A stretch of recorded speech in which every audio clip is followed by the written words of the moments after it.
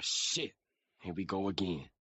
Oh shit. Here we go again. Hey, good evening, people. Thank God it's Friday. It's chill vibes, whatever you're drinking. Ping back your ears, say cheers because we are heading towards the international break and we've been serviced a fantastic opportunity as diluted earlier today as well in my tweet that fifth right now looks like it's nailed on for the English Premier League to qualify for Champions League. So we're going to talk about a lot of things. We're going to unpack things this week. It's been just dust it off, people. Just dust it off.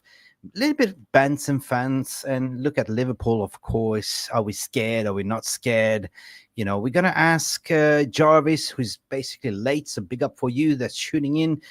And we're going to swing it by ear because you are the most important content. You are the audience, and you please do interact with us. Ask your questions. There's no good or bad answers. And let's just have fun. Cheers to you. Let me bring in the power hour from Boston, USA. Mr. Power Hour Coffee. Ladies and gentlemen, Elvis just arrived. Big shout out, bro. Yeah, Happy How you Friday. been? I'm How you good. I'm been? actually I'm good. I'm just linking my channel right now as we speak. Listen, guys, go and support Poppy. You know, he's the hardest working man on YouTube at the moment, trying to get up to 1,000 that's subscribers, man. Come on. You are constantly cooking in hours. Come on, man. Like 6 hours a day, almost doing all the watch alongs. I mean, you must be loving football, right? You must be loving life. I'm living and loving life, but I think there's only one guy who works the hardest on YouTube, and we all know him. Who's that? He will not be named right now because he's been getting Isn't it? some death threats for doing Oh, it. yeah. Death threat. Yes. What's your thoughts on Goldbridge on that story? Honestly, bro, it's like, come on. This if at all Mark Goldbridge was getting death threats from any football fan for doing an interview, what in the hell are you smoking? Get out of here, man. Yep. This I mean, is not like he didn't interview Desmond Tutu. He didn't interview anybody that's gonna. It's just a fan interviewing a player. It's not that serious. And that was actually approved. That was actually approved 3 months ago. But I see it as a jealousy. I think it's the mainstream media didn't get that industry, and this is dangerous moment. This is freedom of speech, and if you're a YouTube content creator, you should be aware because they might attack you as well. Like, you know what I mean? So, like it or not like it, you know. We will be there.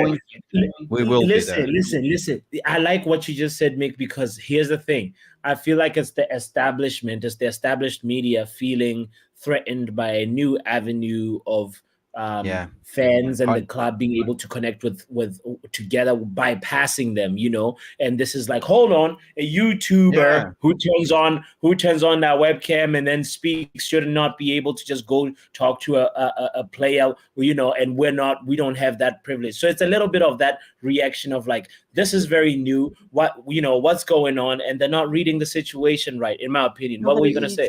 It's also I call them the gravy train because they've been self-privileged for years to have access, you know, and certain journalists have been banned, from press conferences because they're not doing the club any good, right? We're talking about no Samuel Lockhurst, no ESPN. You know what I mean? I know. Those guys are crazy. Here's I like how you said it's the gravy train, and that gravy, guess what? That gravy is expired. We do not want to have any of that gravy no more. There's other ways to connect with football and footballers and the club that we love. So right now we don't need to go through the media and get our information always through the media. So I want to tell the gatekeepers, get out of here. Let the YouTubers talk to the fans and let the fans and the bridge the gap, you know, between the players and the fans. That's what it's about, you know? Yeah, no. They simply don't like that people are choosing alternative ways to consume content and football, right? They're pretty much tired to hear one-sided spew negative, like ESPN negative, always against United, press against United. And Samuel Lockhurst, by the way, didn't really give up. You know, he was banned from the press conferences. He came out to say that, about Mason Mount, like, he was been out for injuries and slagging our players. Like, what the hell? You work for Manchester United News. The latest thing that he came out today with was that he doesn't deserve number 7 and he should give up the number 7 shirt. I didn't know. I didn't know he was also the gaffer here. Leckhurst, come on, man. This guy, really? Can you say that again, Mick? Can you please explain it one more time? Like, what? He said in a tweet here, so changing squad numbers would be unprecedented for a United number 7, but Mason Mount should consider it. The help ensures his second season isn't like his first. Leckhurst, man. Get on your bike. I can share it. I'm not smoking anything, Pops. I can share this. Like, no, I will share the screen. Hang on a second. I'm not lying. Honest to God. Yeah, here we go. Boom. It's up on the screen. Here we go. Wow. That's what he said. 100%. Changing squad numbers. Jesus is Lord. Hey, changing squad numbers will not be precedent for United number 7, but Mason Mount should consider it to help ensure his second season isn't like his first, Papi. What's your reaction on that? First of all, sir, your job is to report news, okay? You're not over here to be suggesting who should switch a shirt number, who's supposed to have a better second season than the first. Just report the news as the news are and stop spreading some malicious propaganda. What the hell is this nonsense, bro? What? Yeah. Nah. Get out of here, man. Look, Hurst, your luck is about to run out. Do you know, like, isn't he the one who was also banned by Ten Hag earlier on? Like, Mark Ogden and Dawson from ESPN also banned. And they've been the ones that have been driving this agenda, like, Ten Hag agenda, basically. They set up the minds. But guess what? I heard there's an opening for chief editor at Hollywood Insider. Maybe you should apply for that. Paparazzi. I'm your biggest fan, paparazzi. Hey, big up everyone. Don't forget to smash that like button. We are waiting for Jarvis. And Jarvis is always late. But Jarvis has always a reason. You know what? He's putting the kids to bed. And thank God I have support from the brilliant Energy. You should be sponsored by Caribou Cup, Energy. You give us a lot of energy. Power. Right.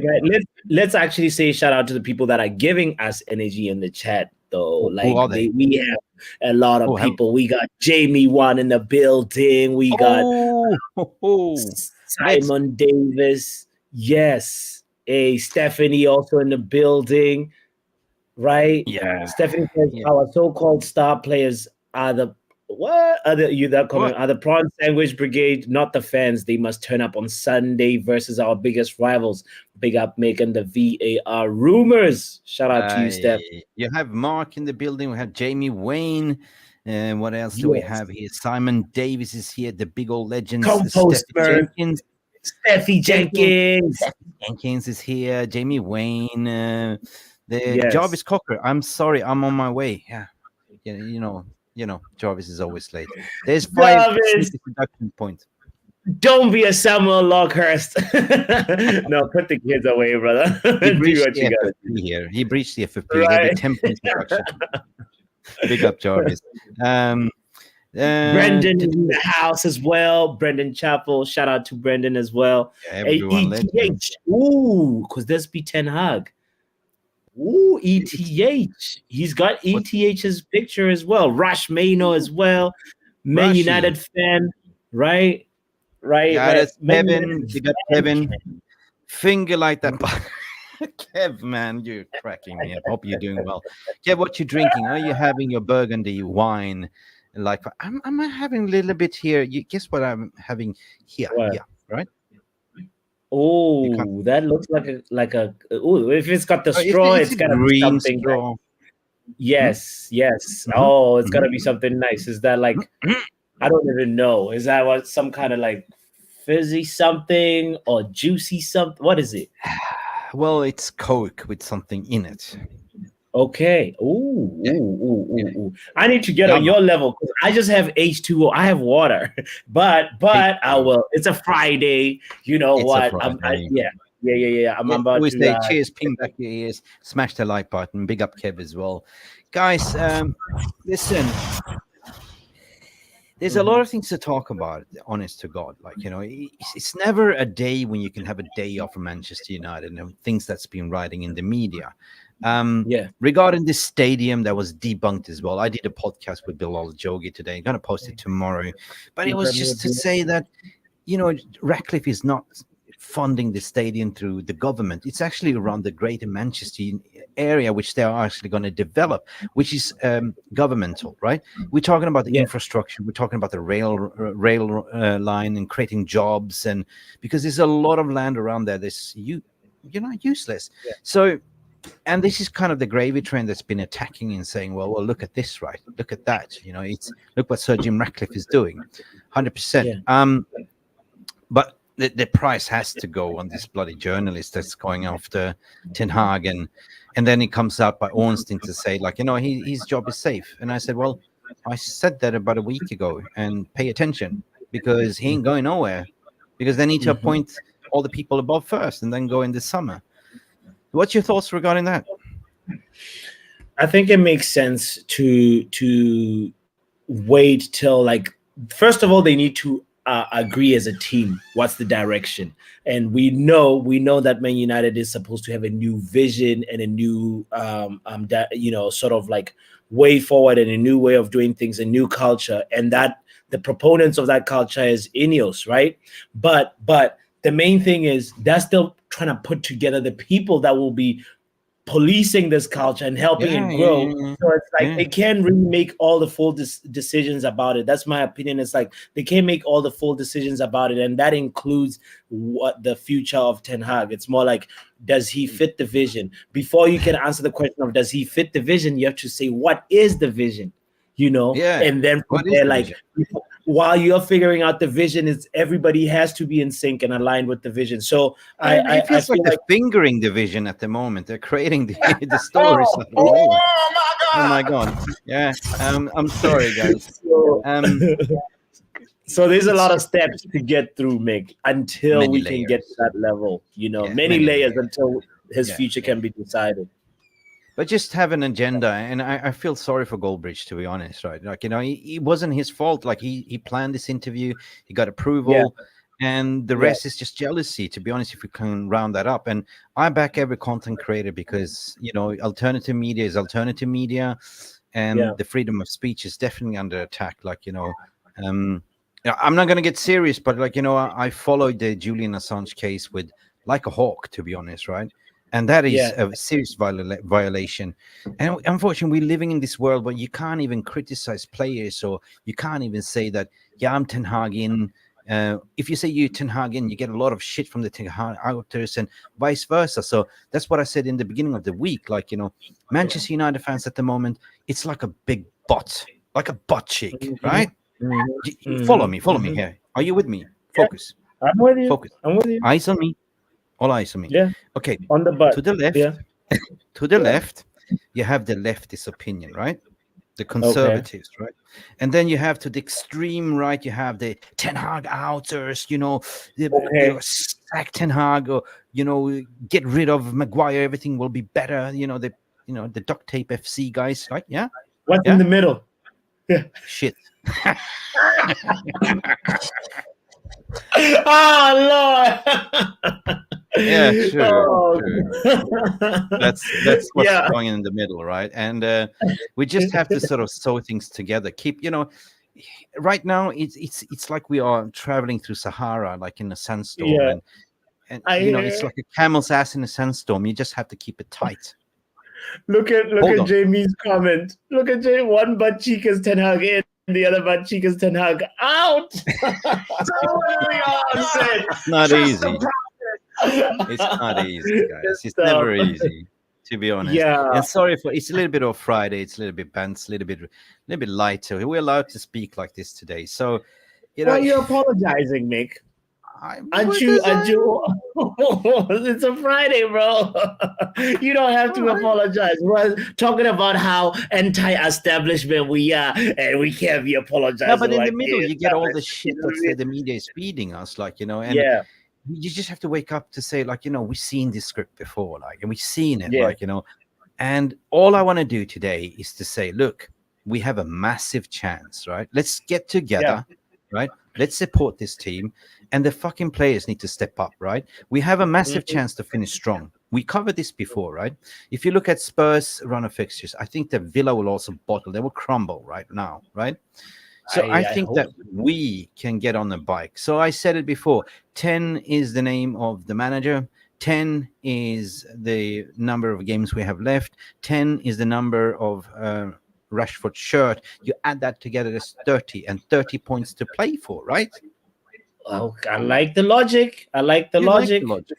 Now, Logicking. Yeah. certainly we will drop a few points. Like, it's not doom and gloom if we lose against Arsenal and let's say Liverpool, but we're playing that at home, so we should be able to get on the bike. And then the positive news, as a good vibes FC, right? We have an international break now after this FA Cup. It means 2 weeks, and 2 weeks to get players back. We've seen that Mason Mount is back. We've seen that Aaron Wan-Bissaka is back, and we've seen that Maguire is back. Leach will be back as well. So who's to say that we can't finish strong, right? Right now, everyone is blinded by the light. We can't see the forest from the trees or the sunlight from the mist and fog that's been created by this gravy train. And then you look at the table and go like, oh, how did this happen, right? How did this happen? So I'm just tired of this, and I want to get together today, like, believe, why are you Manchester United supporter in the first place, right? Do you want us to lose? I did a poll regarding this, and 60% are negative. Don't think we can even make fifth. What were the options in the poll, and what was the actual? How did you phrase it, if you remember? Oh, I would just, I have to dig it back. I think also, to make top fifth, I did an alcoholic with a drink like this with a Manchester United beanie, and that didn't go well. It's just like, I think 60% says no chance. I think it was about 30 says yes, and 20 was like, nah, I don't know. Can't really remember. That was a couple of days ago, right? Okay. Yeah. Anyway, so what are you thinking? What's your thoughts? And I'm keen to hear from you guys as well, people in the VR. Get your comments in. What do you think? Can we make fourth in this current situation, knowing what's coming and knowing that we have rested players? I covered Ten Hag's presser today. He looked pretty all right, actually. Here's what I'm thinking. Okay, so let me. Okay, now at the 007. I just opened my beer, and now let's hear the thoughts. So top four, right? This is how it's going to have to happen. We have to pretty much, as you said, win as many games as possible. Minimum 21 points, minimum, for us to be able to sort of breathe and say we are okay. And also fortune, favor, luck, prayers, the gods, anything. Oh yeah, the footballing gods do exist. Jesus, Buddha. All of them, or everything has to be in our favor, and somehow Spurs and Aston Villa just have to just keep going on a moment of turbulence and just pick up maybe 15 or 10, points. Not that it's one of those things, especially Spurs. They have a very, very tough fixture ahead, but so Villa also it won't be easy. Right, they're fighting different wars on both fronts right now, and we need to make sure exactly 24 points in the bag, maybe 26 if we get 2 draws and 8 wins, which is a tall order. 2 draws and 8 wins, that means no losses. But they will definitely drop points. I mean, West Ham is playing Villa at home on the weekend, Sunday, I think, and West Ham will slap Unai Emery, because I think they are deep into Europe right now. They want to win the Conference League, right? I think they will crumble, and I see signs of it. To be honest, McGuinn got a yellow card. You remember that McGuinn tackle? Yes, Jesus yes. Christ! That was the tackle from hell. He wanted to take him out. Right. So, Yeah. logically speaking, we should be able to do that. Just look at ourselves, instill a little bit of positivity wins. But as this thumbnail say, the senior players need to step up, right? And start servicing Hoyland 100%, right? Yes.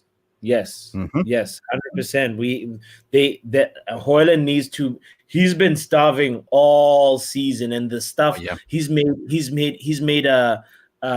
Somehow the goals that he scored so far have been sort of more or less out of nothing, out of instinct. It was more him being rewarded for not giving up and trying to read for the danger of where the ball is going to fall. And he's also had a few moments where he scored with he had that goal that he scored with his weaker foot as well. So all these things are very, very specific, decisive, moments where Haaland has stepped up, and it's more about individual brilliance as opposed to team brilliance. And those things need to match. They need to come together so that we have a situation. Look at Darwin Núñez's performance. Has been so really, he's been one of the standout performers for Liverpool. Yeah, he has been, this season. And part of it is because he's actually provided a lot of opportunities. He's a big.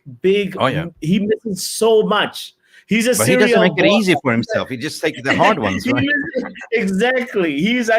He'll miss 7 easy chances, and then from there score the 8th chance, which is the hardest chance ever, and at the end of the day, if we can get our forwards into a place where it's sort of like Darwin Núñez, that getting a lot, or sort of like Erling Haaland, where they get a lot of chances. It's not just about the goals that they're scoring per se. It's more about the chances that they're getting. Hoyland needs to be fed more, Yeah, 100%. More home delivery, like if you have the foodie app, what do you call it?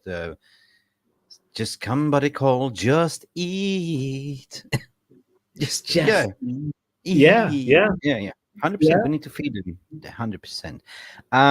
So, people, how many points do you think we can get to make 5th or 4th? Right? 20. So that's 21, a very good question.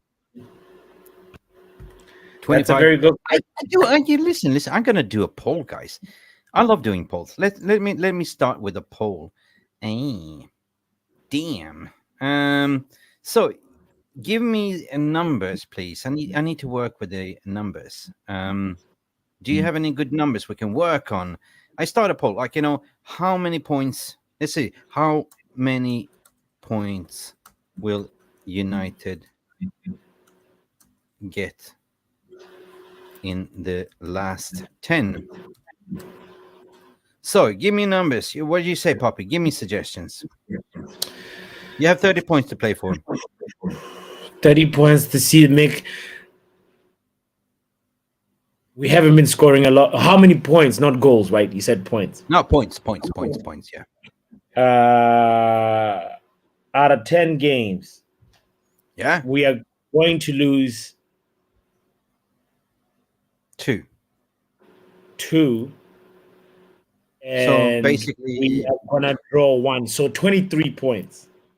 Oh, you reckon 20? Okay, we start from 20 and 21. We start from 21 because 21, I like to play. 21. I like to play blackjack. So 21, yeah, and then we go 23, and then we go. Lily says 15.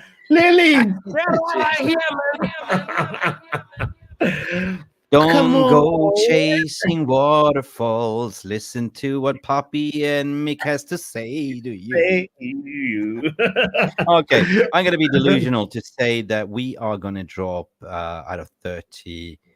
We're going to get, maybe we will lose 1 and draw 1. Maybe. But I realistically speaking, I think we're going to lose 2. So basically, 24 points. 24. Okay. I say 26 here. All right. This is overstretched. This is being a delusional fan. and creating That the poll. Okay. So which teams are we losing against? He said lose one, draw Well, one, wait, right? wait, wait, wait, wait. Listen, we have both Arsenal at home and we have Liverpool at home, right? We're playing Liverpool twice, so we got to practice a little bit, right? Speaking about Yes. Liverpool, we are playing them. So I'm not afraid. I'm not afraid. Are you afraid? Not I'm not. entirely afraid. A little part of me is, but I'm not Yeah. entirely afraid. You know, I believe in FA Cup magic, but also I'm like, bro, if you Same, watch bro. them play Sparta, you know, if you heard Jurgen Klopp even talk about his assessment of the Liverpool players versus Sparta, Man, this guy is on it's speed a at the little moment. scary, Nick. It's a little scary. He said, paraphrasing Jurgen Klopp in a press conference pre Man United Liverpool, he said, I saw our forwards get that they're able to get into second gear.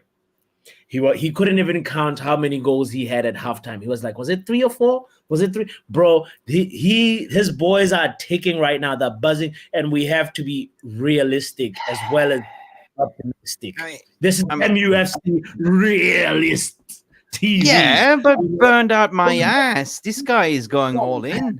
I don't see any burnout. Like, and he had this interview, say, I'm burned out. I cannot do this anymore. So, this guy is going full steam ahead. Where's the gas coming from? He's using this thing, Mick. This morning, I discovered, this thing. You know, you've heard of new manager bounce, obviously, right? But Yeah. Jurgen Klopp right now is using the "I am leaving" manager bounce. Xavi is also living off of that in Barcelona. But like when you tell the club, and Tuchel is also living off of that in Bayern. When you tell the players in the club that you are leaving, there is something about them being like, okay, I'm gonna go the extra mile just for you. There's a little bit of an extra motivation on top of that. Put the rivalry aside, put the I derby get clash it. aside. You know, I get it. It's like that song with Proclaimers. And I will walk 500 miles and I will walk 500 more just to be the man that next to you. You know that? I don't know it, but I can hear it when you sing. Yeah, but famous, it's got that thing. It's got that feeling of like, all right, it. these guys are gonna go. They have another layer of motivation that they can tap into. You know. Well, he's whatever he's doing, it's working, and but still, so many previews done today. I'm convinced, we can beat Arsenal at home. We have a good track record, especially when we're playing at Old Trafford, and I believe that it's a FA Cup game, so it's a knockout stage. Anything can happen, as long as we don't fall into that trap, right? We need to be like on Mo Salah, like a hawk. We need to get in there dirty, like show them who's the boss there, right? Clip his legs. Did I just say that? Okay. Yes. I didn't mean to provoke any of those kind of violence. Like fair play, but still show them that you are there, right? So if it's Aaron Wan-Bissaka versus Mo Salah or versus Darwin Noodles, chop those noodles, like chop the noodles up. Be the chopstick. That's it. The good old-fashioned way. Exactly. Caramba. I'm with you on that one. Big shout out to guys that are just tuning in, by the way. Shout out to you. Hit the like if you think we are a little bit funny, it's Friday. It's fine. 65 of you kind of watching right now. Friday night chill. We're talking about rounding up everything about United. Looking forward, of course. And we want to just hear from you. What do you think? Because I'm tired of being negative. I'm tired. I just want to finish strong, and I want to believe in these players, and I want to go out to the summer and see what we can do in the summer window. I do expect a massive clear out. I do expect a lot of people to go, and I do expect us to recruit players, right? Whoever is going to be in charge, it's going to be a totally different team, to be honest. Yeah. You mean, listen, I want to... Mick, I want to talk. What? You totally different team next season? Is that what you just said? Yeah. It's going to be a big summer. That's what I believe. I hope so. Barring that they have voted and that they are now allowed to spend from 70% to 85% in, they're moving out from the PSR to go to the European FFP system instead. So they're allowing the clubs to spend 85% of the operational revenues.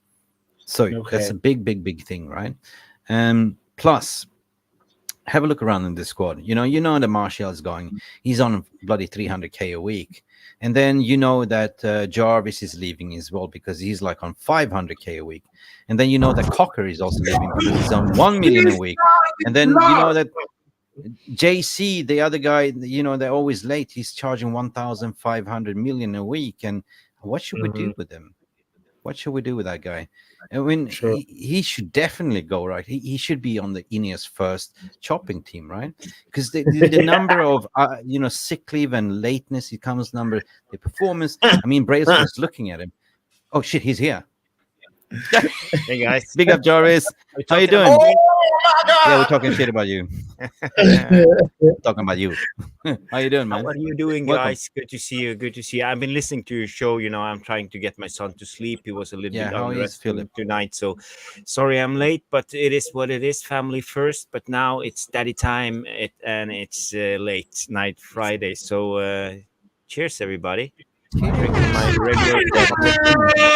Why are you masking there? Is that just a tea or is it? You never know. You never know. You never know. Welcome, my friend. I haven't seen you the whole week, to be honest.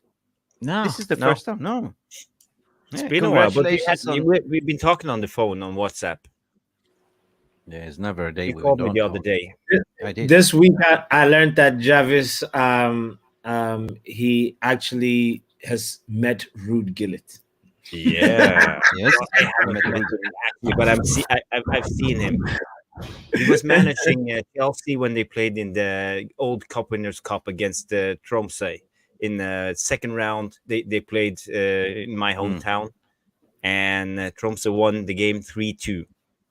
Gianluca Vialli scored 2 goals for Chelsea. You're getting a lot of praise here. They're all happy. You can see like the emotion barometer is going like off the roof now. The scale, the hotometer. You know the hotometer that I'm talking about, right? The hotometer. Jarvis. No. Yeah, this one.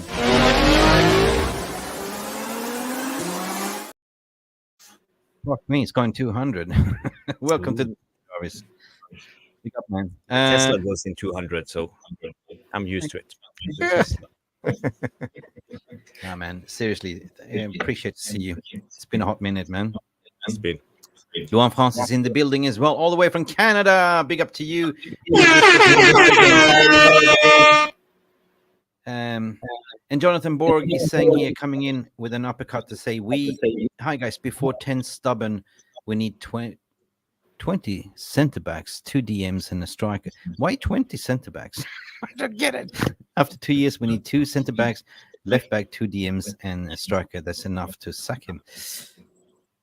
Jonathan? But it's a good subject. It's a good subject. Maybe we should talk a little bit about the transfer window, what we can expect, and actually VAR room. What kind of signings do you think we need? Let's say, let's be sensible. 3 signings. Okay. Position and player if you have one. Maybe you can go first. Okay. We need 2 center backs. We need a left back. We need a midfielder. And we need 3. Didn't you hear the instruction? Mick? 3 positions. But dude. Well, I'm just getting like, I'm just talking to Santa. That's my Christmas wish list, right?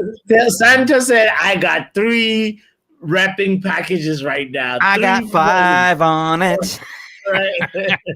Not unusual about the list 15. 3 things, Mick. 3 players, 3 positions. Think about it for a second. Okay, let's take a break and let me think about it, because we have no other than legendary Rush Mano coming in here with his story. Oh my God!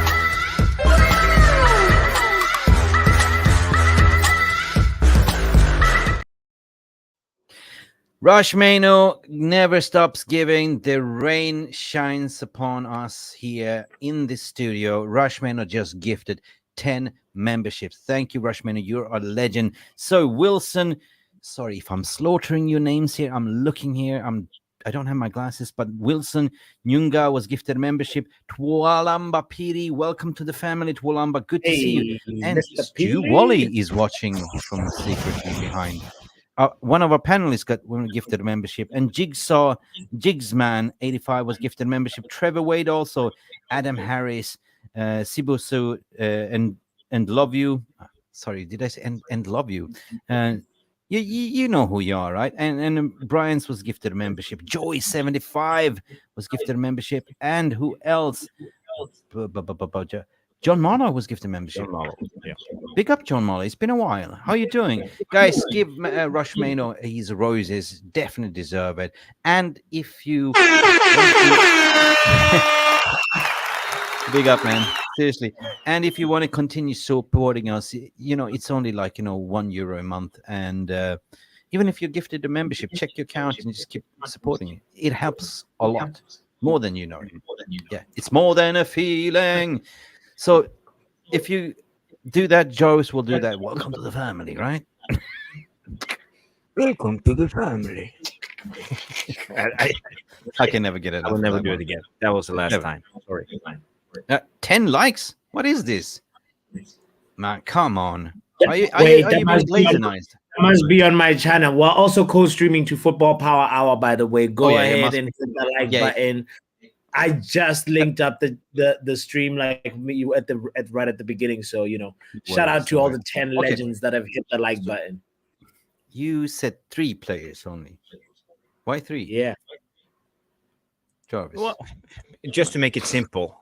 All right. Okay, then it's to make it simple. Just center back, midfield, and striker. That's the simplest you can go, isn't it? Right. Okay. One in each position. Mention 3 names then. Oh God! But you can think. We go to Poppy first, and you can think of the 3 names. Oh, I haven't. So you haven't. If it's only 3, I would get a striker. Right? We need a Benjamin Sesko type. Sesko. I agree with you. Right. We need a midfielder. Since I'm speaking to Santa, I'll be like the first at the top of the list is Frankie de Jong, obviously. But if there's no Frankie de Jong, I would. Oh, that's a tough one because I would. We need somebody that will complement what we have already, and I think if we go with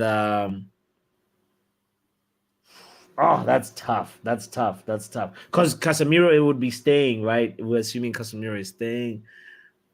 Okay, I'd go with a center back. I'd go get Todibo, right? Todibo, center back. Right? But that midfield position.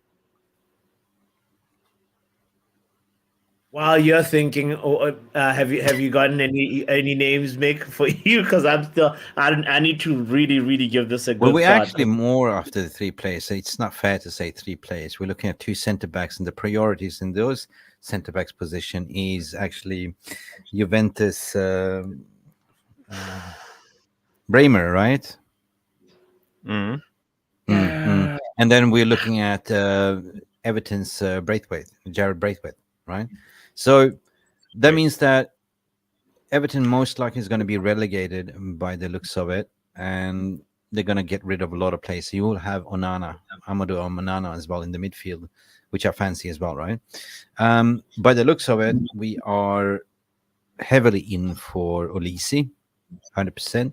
So I don't know, man. And Benjamin Sesko, 100%. You know how much I love this kid, right? I've been talking about him for 2 years. So definitely Benjamin Sesko like for like. So that would be it.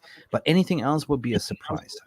We need midfielder. And Frankie de Jong would be a little bit of a 2.0, but I don't believe it. Okay, cool. And Kvaratskhelia. Yeah. Okay, Vicha would be nice. That would be great. Vicha? That would be great. Yeah, We yeah. one. Yeah, On the left would be amazing. yeah, he's Um, amazing, man. what about you, Jarvis? Which one are you? Where are you? Yeah, I would go for me. I would go for a fullback because we need a fullback. We have seen this season. We have played half of the season with one fullback, Fullbacks, yeah, basically. sure.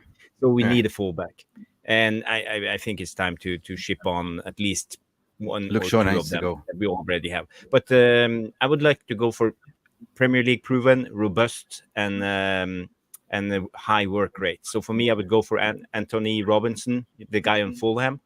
Wow, I cool. like him. He's a great fullback. And I would like to go for Brantwaite as a centre back.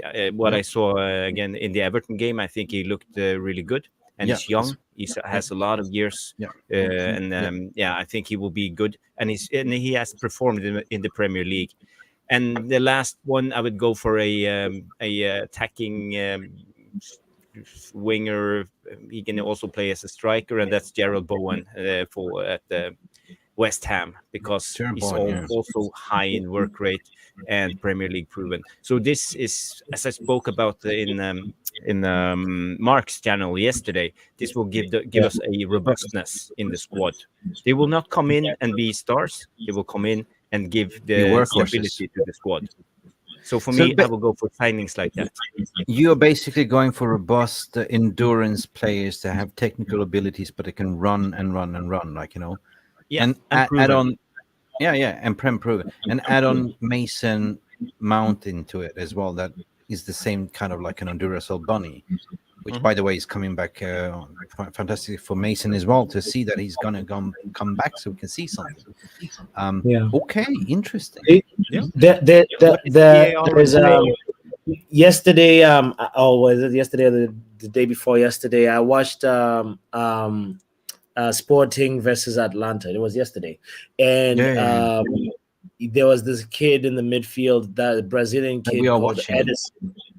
Edison. He's really good. He's actually such a good, like, he can play. He's a central midfielder who can be a defensive midfielder and an attacking midfielder. He's actually such a really talented guy, and I think he'd be somebody to look at as well. When you're talking fullbacks, Jarvis, I think instead of getting Edison, though, my third player would be Grimaldo, because I agree with you. We've had a fullback, left back crisis that if it happens again next season, then we're really stupid. We were stupid, but we'll be really stupid to like watch it happen again and rely on Luke Shaw and Malacia again, So yeah, very tough question, because like those three options really make you like have to prioritize a position, So great question. We need definitely a left back. We need actually, if we're going to play serious football, we need, wing backs that can bomb forward and they can put in a cross 100% with a high work ethic. You need a combustion midfield that can provide you with a service, but also be a workhorse in the middle, right? That's what we need. We need ballers, We need ballers. Yes, we need ballers, and I think Luke's short time is up. I think he's too injury prone. It's time to ship him off to a mid-table Premier League club. We can get money for him, right? And I would bring back Alvaro Fernandez in the summer, but I would also buy somebody, because we also have Tyrell Malacia, by the way. And speaking about Malacia, did you hear about his injuries, man? It's such a shame to hear. He was back in January, assessed, and out for the rest of the season again, right? Shambolic. Malacia. Tyrell. Really? Yeah. Tyrell. So basically, he should be coming back, though, right? He should be back soon. No, I don't think so. I think he's out for the rest of the season. I think so. And that is kind of also the inept of the current physio department and everything else. And he did have a surgery, and then he came back too early. But then you got to also ask the question with the players, because players want to play, right? Players want to be back as soon as possible. So a little bit too early. And same thing happened to Luke Shaw. Same thing. I mean, I just feel it. Sorry. Big up, gents. D-Hub Sports. Big up to you, my friend. Happy Friday. How you doing? Thank you. Boom. Guys. Mick, I just want to mention the Rushmano. We said Todibo, Kimmich, and Kane, and with players they want in. Jamie Wayne comes in and said, "Give me Nicky Williams," and Riot comes in. Yeah, Ignacio. Yeah. Ignacio for me. So a lot of good One. players. I want one striker very, very much. I think he will be perfect for United. You know, Lautaro Who is Martinez.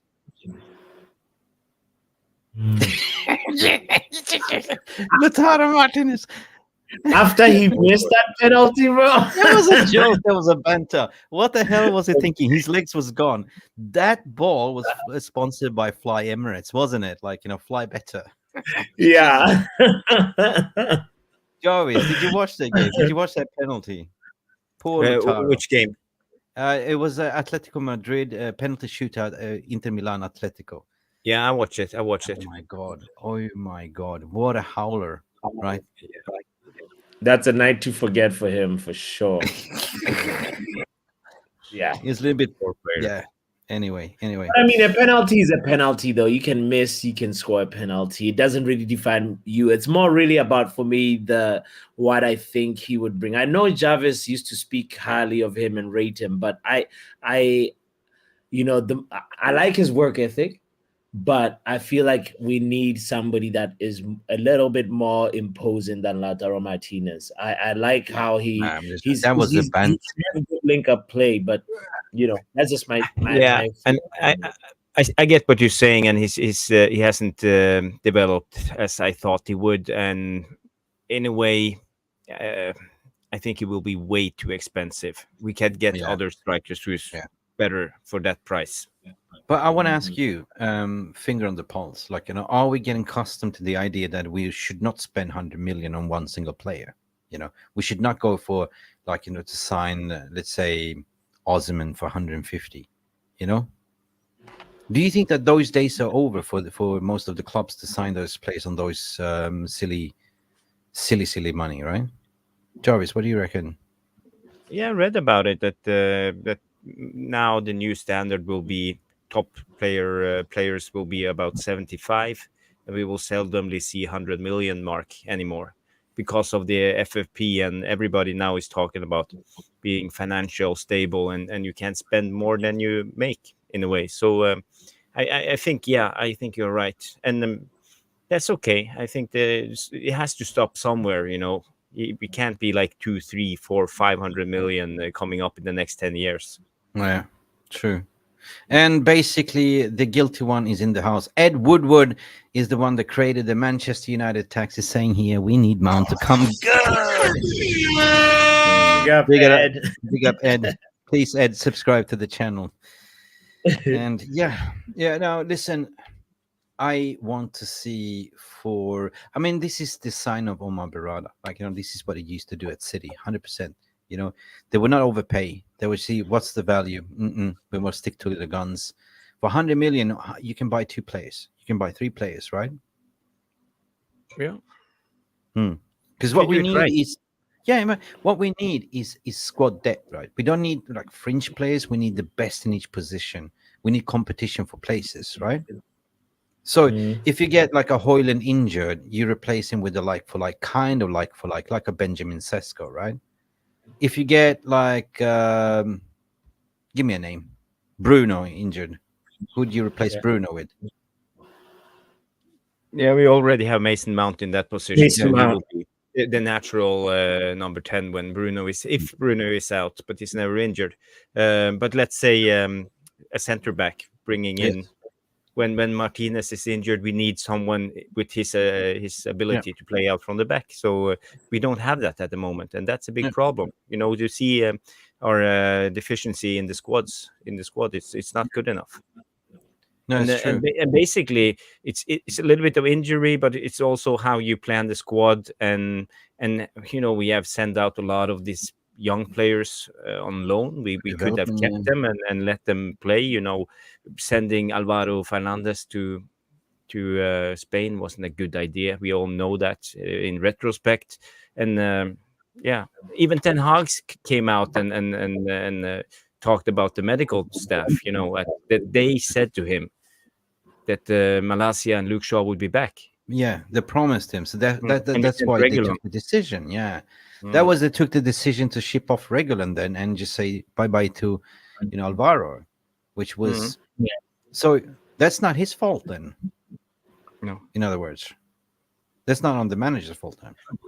It's not on the manager, and I think the most important, the first area to recruit should be the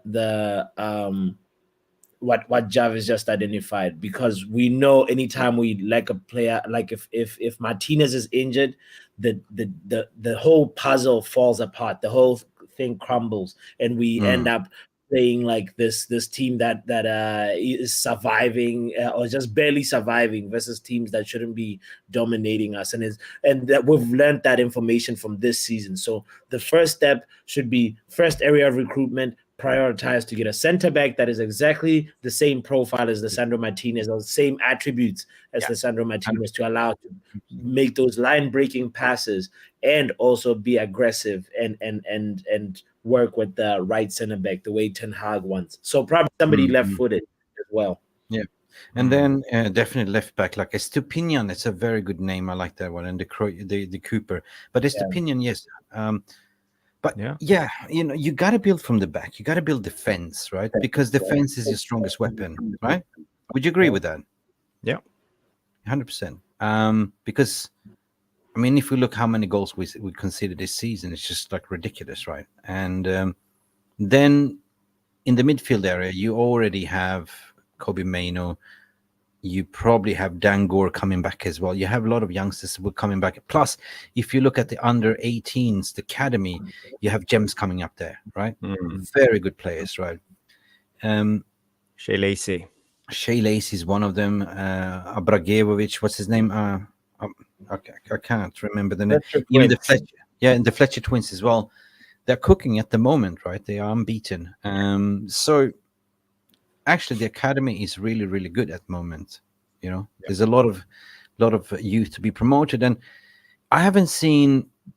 If I go back to Jose Mourinho to where we are now, I haven't seen any manager, promoting this youth as Ten Hag has done. Actually, if I look back ever since he started, giving youth a chance.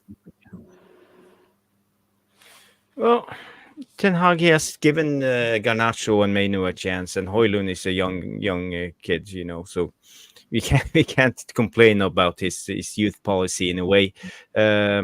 But I miss, for example, Alvaro Fernandez, and going back to the injury of Malaysia. The club and the medical staff should have known even in August that Malaysia had a serious injury, and the whole season could be at risk. ACL injuries is one of the worst injuries when it comes to football and other sports. So in a way, they should have understood right there and then that we can't send Alvaro Fernandez on loan. We need to keep him. True. Yeah, and but they didn't. And how the club has informed the fans and going out, they didn't say anything. It was always it's right around the corner. It's just 5 weeks, 4 weeks, 3 weeks. He will be back. Yeah, and they're keeping up like fools. It's just a mess. Didn't Zlatan do an ACL as well, if I remember? Yeah. So what he did was, he took rehabilitation, took the best rehabilitation away from the club, right? Now, Malaysia probably didn't do that, right? Yeah. So, and whose fault is that? Yeah. Who? Probably I mean, these guys are supposed to have a team of specialists that are supposed to be helping with nutrition and also, how to really help them rehabilitate their injuries and get them back up to tip-top shape. And people, if that's your job, your day-to-day, then you're clearly not doing it to the best of your ability, or there is something that's getting messed up in communication or something like that.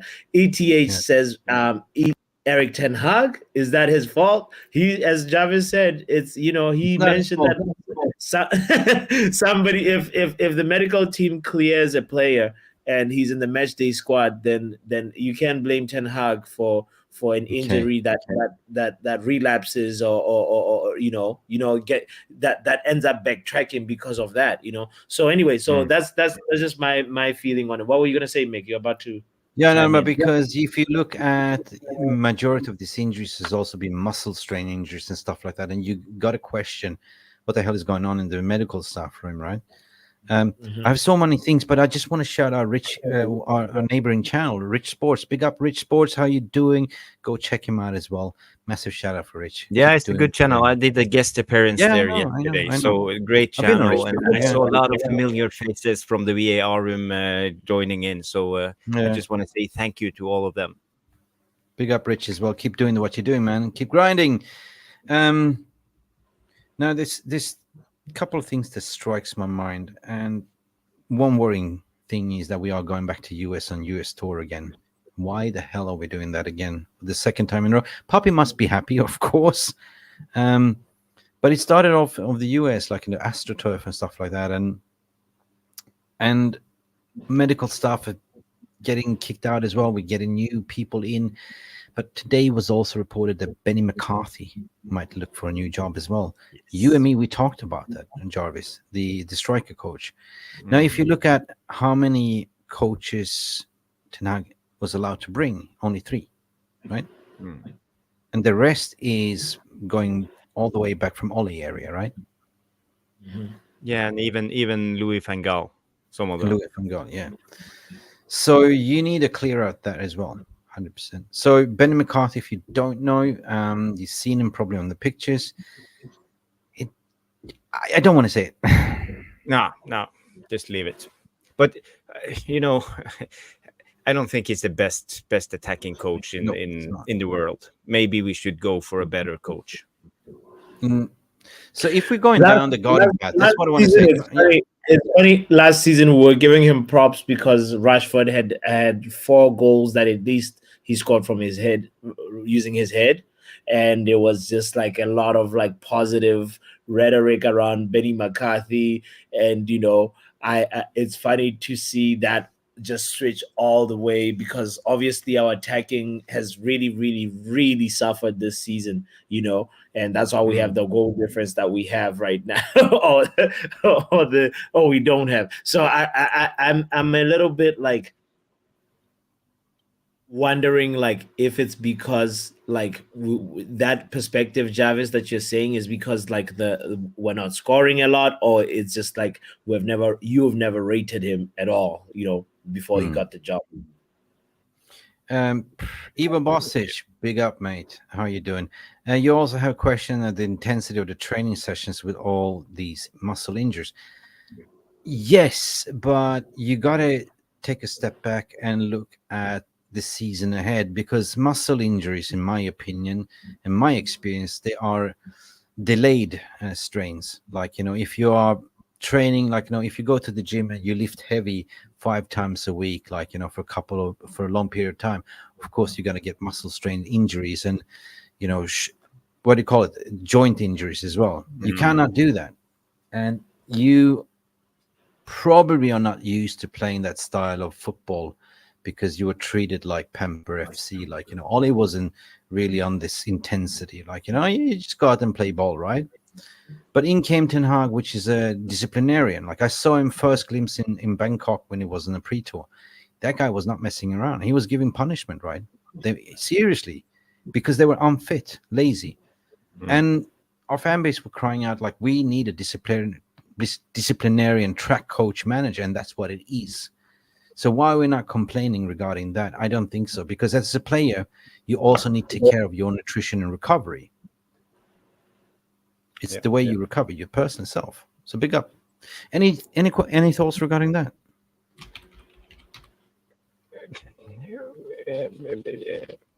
No, I agree. If you increase your intensity of training, like, you got to adapt, but you also have to recover, like, and you have to eat the right nutrition as well. Like, eat, sleep, recover, right? You can ask the question, why is Bruno never injured, right? Is it genetics, or is it because he really takes care of himself? It's partially because of the way he plays, though. Bruno is not the type of player to be shielding the ball or doing trickery that is inviting tackles. He gets rid of the ball usually before there's contact. So a big part of his the way he avoids injuries is his playing style. But of course, you have to give him for the credit for his work rate and you can tell the passion and how much he exerts himself on the pitch. He really works hard, you know. Yeah. Hey, big up Jonathan, and long time no see. Good to see you back. I see a lot of familiar faces here, and I see new faces. So big up. Hope you're enjoying yourself. Look, as this thumbnail say, you know, we as a fans, I understand it's been toxic, right? Everyone has been suffering, right? And you can't deny it. You got to put your hand up to say we haven't seen great football, right? But all I want to see is, like, you know, on Sunday, like, you know, give it all, like, you know, play like you mean it. Just play your 95 minutes and then go on 2 weeks break, right? That's what I want to see. I want to see a fight. You know, I don't know about you, but if we win this game against Liverpool, the spirit, the confidence will be high within the you know, with the players, and going away and coming back, like, you know, and the fan base as well would be more positive, right? Instead of losing and going and waiting 2 weeks. What do you reckon, Poppy? You know, do you reckon we have a chance? We do have a chance because it's 0-0 at the moment, and I think like this season's like narrative rests on Sunday's game, because we could actually rescue the season from being a terrible disaster to something that was salvageable, and we can look back and say, oh yeah, Ten Hag, you know, one trophy, another trophy, second season. If he actually has to get past this Liverpool test. It's the other thing that we have to consider is that obviously Liverpool, as much as they're in good form, they should be also a little bit more tired. So our levels of fatigue are not the same. We have had a lot more rest than them. And as you said, Mick, run yourself to the ground so you can go rest during the international break. So energy should not be a question. Like, we want to see as much of that on the pitch. You know, what did Mark say? Bruno shields the ball a lot and is tackled heavily. Yeah, it's true. He's get tackled a lot. Yeah, true. He gets chopped a lot. He gets go ahead. He does get tackled a lot. Hold a bit. I'm going to ask Art Jarvis a question. Jarvis, do you know Iron Maiden, the band? Yep.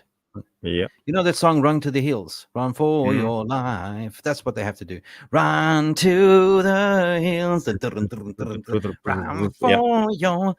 Goddamn, get on your bike and run, like, you know, play like you mean it. 10 games to go, and then you go on a holiday.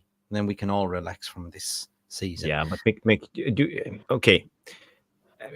You have to convince me, because I don't have a good feeling going into this game. Liverpool looked extremely good against Manchester City. They dominated them, and they have a lot of good players at the moment. So for us to expect a win, I think it's a little bit diluted. We got to keep it real.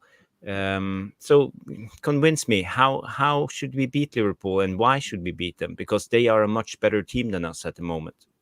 This guy can tell you. This is Mr. Delusional himself, FC. Explain to us, Mark. How do we win this? Well, first of all, we need to keep it compact, because when we kept it compact at Anfield, we did really well. I mean, in the sense that we came out with a point. We got something from the game. I feel like also the team was lacking something going forward and creativity. So in that game, it was always going to be an uphill battle to create stuff, to score goals. So it was always like we're playing for a draw for me. But if we play that same way and we have Bruno, and maybe if Bruno, you know, can do what he's been doing in the most recent games, like, you know, keep it simple, keep the ball moving around with the offense. Maybe if Højlund is back coming into the second half as a substitute, you know, it can change the game. We need to stay in the game. I mean, against Man City, we scored first. Usually against top 4 teams, we have been getting the chances and creating chances to score first in each and every one of the games against the top teams. It's just if we can be clinical enough. That's the biggest problem for me with the game. I mean, it depends on who he lines up 100%. And, you know, does fatigue set in for them for they played on Thursday, right? We're playing Sunday. You know, what is the priorities? Are they prioritizing FA Cup? Are they prioritizing the league? Or, I don't know. There's a lot of questions. But the thing is, what you and me discussed yesterday, Jarvis, we just have to play our game, and they will set up a lot of traps for us. So if we can get off their press and the traps, I mean, I know that Ten Hag knows Jurgen's game plan 100%. He's got a plan for him. Maybe set up his own trap. We will see. Yeah. I Yeah, mean, but if you beat it down with quality, Mark and Mick and Poppy, it's if you go player for player, Liverpool is a better team, even though they have injuries.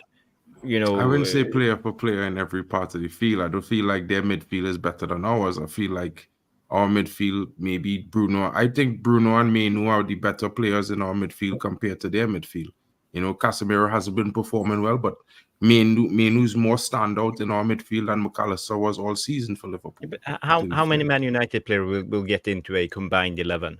A combined at least 5 or 6, At least in my 5? opinion. Yeah, because I feel like Okay. Onana has been the better Get keeper out of of here. the keepers in the Premier League so far this season. So he definitely would start for me.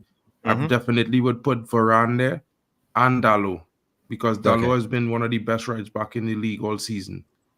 So that's already 3 players. I would say Kobe Mainu and Bruno would get into the midfield, because you're not gonna pick Szoboszlai over Bruno, right? And I mean Kobe Mainu is for me better than McAllister. That's just my opinion. People could differ. No, fair enough. And I would say if Højlund fit, Højlund starts up top in that 11. You know what I mean? They could the rest it could be all Liverpool for me. Listen, I just say like this: whoever wants it gets it, right? And we have only one cup to play for, and when it's Liverpool, usually our players turn up for it. And it ain't at Anfield; we're playing at home, so I bank on that the players will turn up, and that's the thumbnail. I did the arrow down to the players. You need to turn up, and you need to service the striker. So, are they prepped for it? We did the press conference today. Mark, if you remember. Yeah, we did the press conference yesterday, and there's some players coming back from injury. Like Aaron Wan-Bissaka coming back is huge, because he brings balance to the team.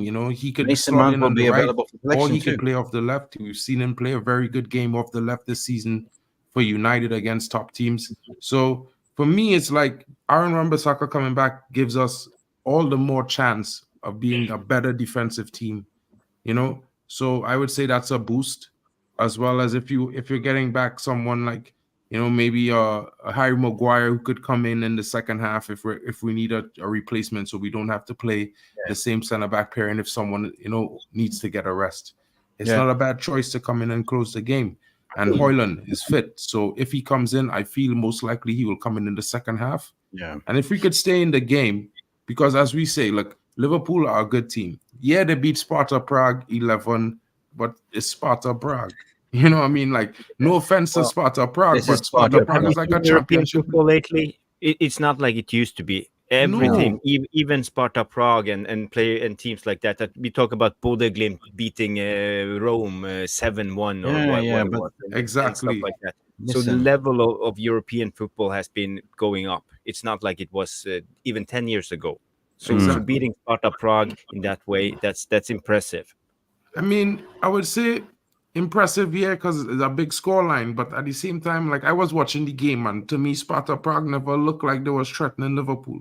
You know what I mean? It looked like men against boys, in my opinion, in that game. I've seen like the other game where it had this team, they won 4-1 away, and they lost 5-1 at home, right? That game was more impressive from a team that is from a similar league to me, because it was more intense, and I feel like, Liverpool beaten some teams, but look at what they did. They did against Luton. The 2 times they played Luton, who anybody could say player for player, not at the quality of Man United. Now, the difference with Luton players is that they give a level of effort and hunger that we don't see consistently from Man United players. But they struggled in 2 games. So I can read the comment here for Craig, but first of all, Craig Warby saying Sparta Prague is equivalent to a League One team in his opinion. But I go with Gary C here. He's actually picking my brain what he's saying. I've been watching FA Cup for 30 years plus, right? And there's one thing that always pops in my mind. What Gary's saying here, like, forget about form and quality. This is FA Cup. Like, you can have Wrexham beating whoever. Yeah, this is the magic of the FA Cup, and this is pops in my mind. So big up Gary C for mentioning that. A big bonus for us too, guys, that a lot of people not forgetting is that we're at home. You know what I mean? True. And if we was at Anfield, I would be a little bit more worried, even with how positively delusional I might be sometimes, as Neil would say. But at the same time, I feel like, it's one of those things where at home, we're usually good against the top teams. We usually win at home. Now, we lost to Man City at home. We lost to Man City away. I mean, is Man City, we know that they were one of the best teams. They have one of the deepest squads. It was always going to be an uphill battle, but I mean, Liverpool, we went there this season to Anfield and we got a draw. So I don't see why everyone thinks that Liverpool just go and smash us again all of a sudden and at home.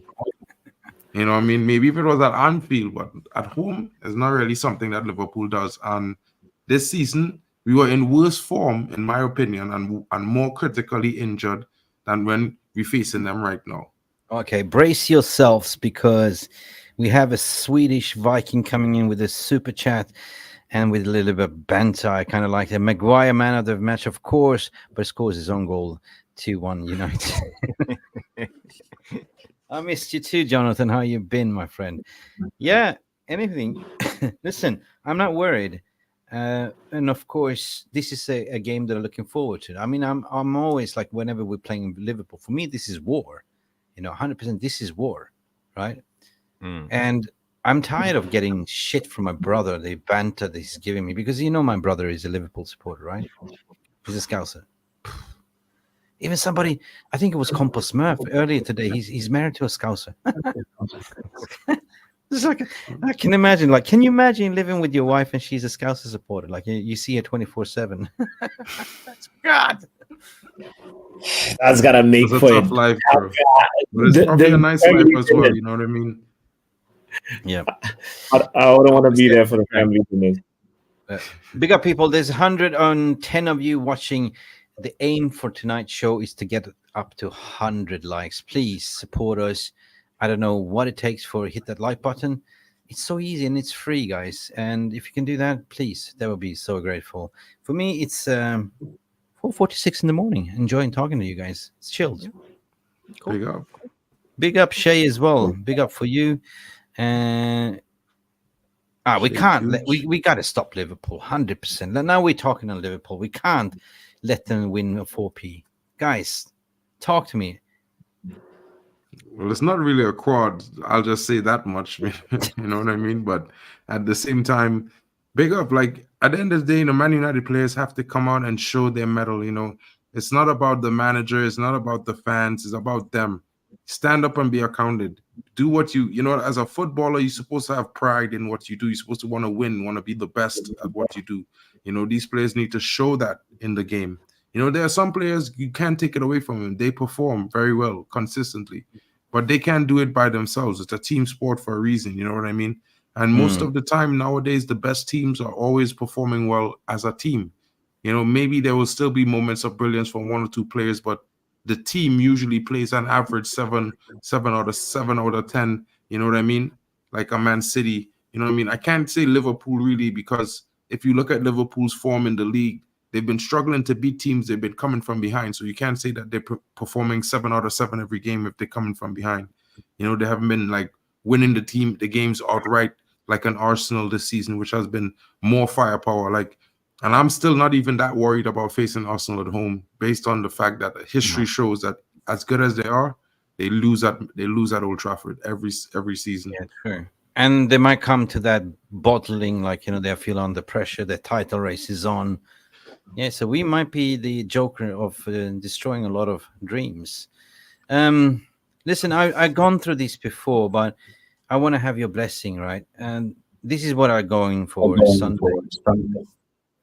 So have a look at it, because I think Wan-Bissaka will start.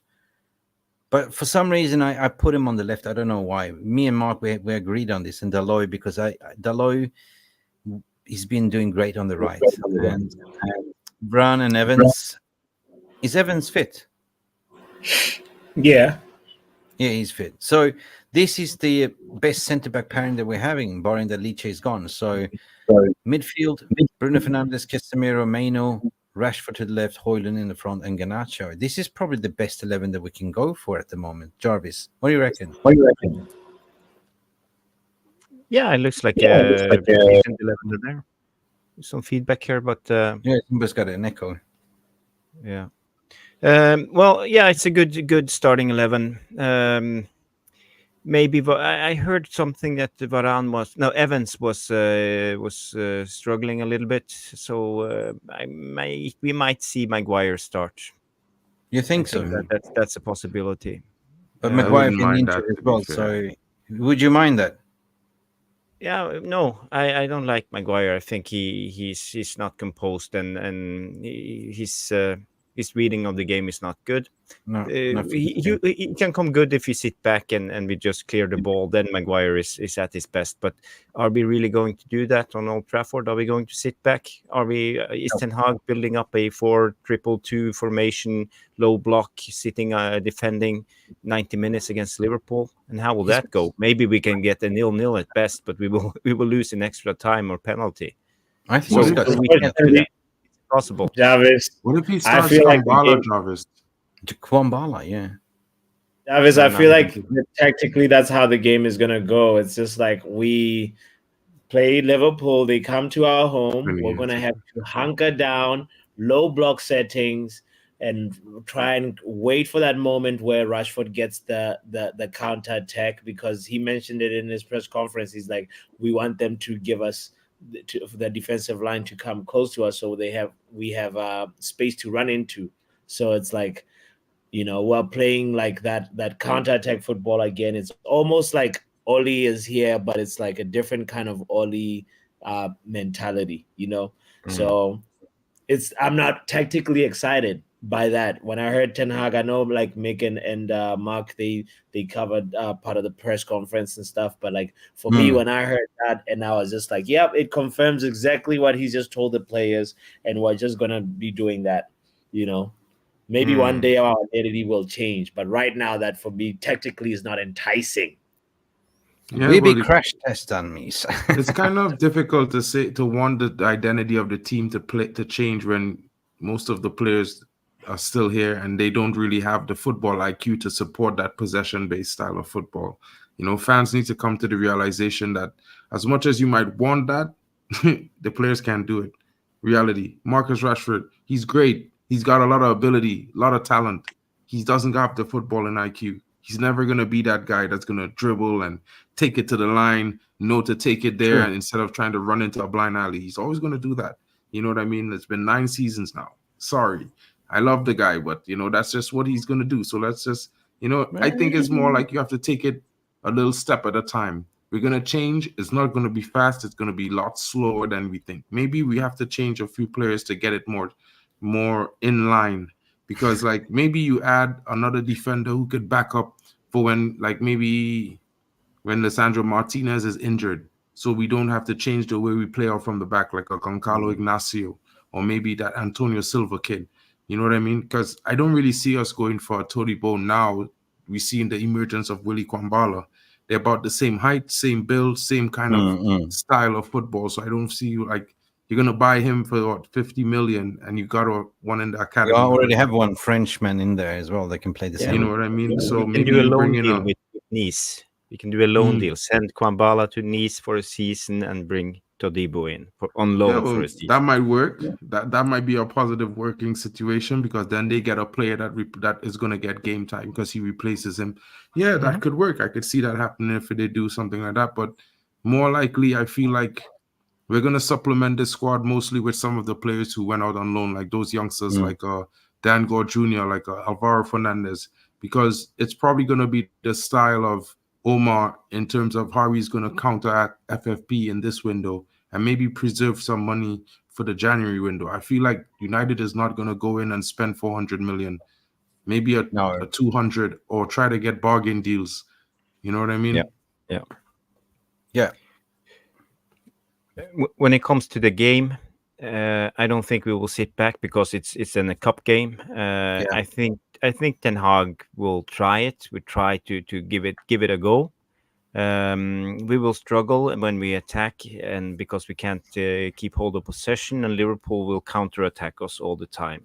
So it will be an extremely open game. That's my prediction. We will see a lot of one side to the other side, and it will be very open. But in that game, when it's completely chaos, I think Liverpool are a little bit better than us because they have more strength, more runners. They have Sloboslai, the Asian guy, Endo. End of story. He has an engine. He can run. And then they have a lot of what's his name on the left winger? He was Luis really Diaz. Good. Yeah, Yes, Luis good. Diaz. Yeah, he's good. He's So good. so basically, we will go head to head with the beast, playing better football than us. So at the way we want to play. how do we beat them, Jarvis? I mean, tactically, how would you set up? Yeah, I will set up in the 4-4-2, but I wouldn't do a low block. I would do a mid block. I would try to hit him on the counter. That's the only way to beat them. We know their weaknesses is behind their fullbacks. We have done it all the time. Rashford has punished Trent a lot of the times in games in the last years. So that's our only opportunity. I think maybe we can get lucky and get a win, but. Yeah. Onana needs to have his big boy gloves on, not the T-Rex I mean, one. he's been good. He's been good. Does the panel think what's best is saying that Liverpool will play a weakened team? No. I mean, I can't say it's a weakened team. You know what I mean? Like it's the quarterfinals of the FA Cup. Liverpool. It's hard to say a weakened team when you're talking about Man City and Liverpool, to be honest, because they have strength and depth because of the fact that their managers have been there for so long, almost a decade. So they have profile for profile. Even if they come up from the academy, they still have that talent there. So it's hard to say that they're going to feel a weakened team when the players coming in already play the way they need to play, even if they weren't playing in the first team a season before. So it's kind of hard to say that. But they have injuries and they're going to be weakened in some situations. I actually think Connor Bradley is a better defender than Trent Alexander. May not be a better footballer, but he's definitely a better defender than Trent. So I think maybe we're going to have to count on Rashford to do his business against the youngster. And, Garnacho has been in good form. He's won 2 penalties in the last game. He's definitely going to be looking to create some chaos in this game. And if he's playing off the right, we're definitely going to have some chances. So it's one of those things where I think stopping Salah and maybe keeping Szoboszlai quiet is going to be the key to this game. Because if you can throw Salah off his game, then they don't have the balance in attack going forward. And if you could keep Szoboszlai quiet, then, it's going to be somewhere where the midfield battle is going to be definitely on Man United's side. And that's the only thing I can think of. Yeah. So yeah, I really, really, really think like we have to pray that Liverpool have an off day. We see Darwin Núñez, who needs as many chances as possible, and they hit the post. Onana can save some long shots because there will be long shots after long shots after long shots. There will also be a guy that's also they have a new kid in the block, Bob Clark, that's actually also looking mint. They have Harvey Elliott. They actually, Liverpool it's a weakened Liverpool team because they have injuries, but they are actually in a very, very good moment, and this is the worst time to be playing them. So for me, I will close on that. I will just say I'm scared. I'm going with 100% Jesus, 100% faith. We are gonna go there and hope for a divine intervention to win this. Hoof on Ball FC versus Gegenpress. We will be there, guys. It's a disgrace. That's what it is. A disgrace. The disgrace. Disgrace, bro. All right, guys. Thank you, Poppy. You got to prep your quiz. Catch you later, bro. Shout out to everybody that's tuned in right now. If you're watching on Football Power Hour, I need to end the stream so that I can start the quiz. We're going to be playing Kahoot. So kindly hit the like button, subscribe, right We will now be to there. MUFC Realist TV if you haven't done so yet. And yeah, I will Poppy, see you guys before you go, on the watch along. can't you just tell everybody what you're talking about? The quiz, the Kahoot, and get everybody over Yeah. to your channel afterwards. So guys, every Friday we do this. It's a custom. We started 54 Fridays ago, 10 p.m. on Football Power Hour. We play the Kahoot quiz. We play a quiz where you can participate. You can take part. This is FA Cup season right now, FA Cup magic, and the Kahoot quiz today, it has a lot of FA Cup trivia. So even if you don't want to really participate and you want to just learn some good information about the FA Cup, this is the quiz for you. So hit the like button, and I'll see you guys on the Football Power Hour. We out. And the 007 agent is gone from here. Go check him out. Big up, big up. Thank you so much. Yeah, that's about it to wrap up the stream. I guess we all have to support Power Hour, this brilliant quiz. But just breaking news from Centre Devils that's saying that United will be hit by a £10 million penalty every time they fail to qualify for the Champions League under new terms of the new 90 million year kit deal with Adidas, according to Martin Ziegler. That's wow. So basically, if they don't hit Champions League, they will get a 10 million penalty from Adidas. Talking about performance anxiety here. Whoa. Yeah, but it makes sense, you know. Put pressure on wasn't it 25% before? I don't know. 25% of the deal if it didn't qualify, or it was we had to have 2 years in a row, and then it was 25%. 100%. Anyway, guys, listen, it's been a brilliant stream. Thank you. It's been all about you people in the VR room. Thank you for supporting. Thank you for the memberships, and everyone that's been coming in here. Please just take it easy, and we should see you on Sunday. Any final thoughts from you, Jarvis? Any final thoughts from you, Mark? Before we end this show. I mean, just go first, Mark. Oh, I was just saying, hope for a good game. I hope Manchester United does the business and get the job done, because at the end of the day, you know what? We need the victory. We need something to boost the team. We need to get back on stream, and we need something to propel us for the next 10 games. We may not win all 10, but we damn near should win at least 8 of them. So I'm gonna That's it. And let's hear the final pep talk from Jarvis.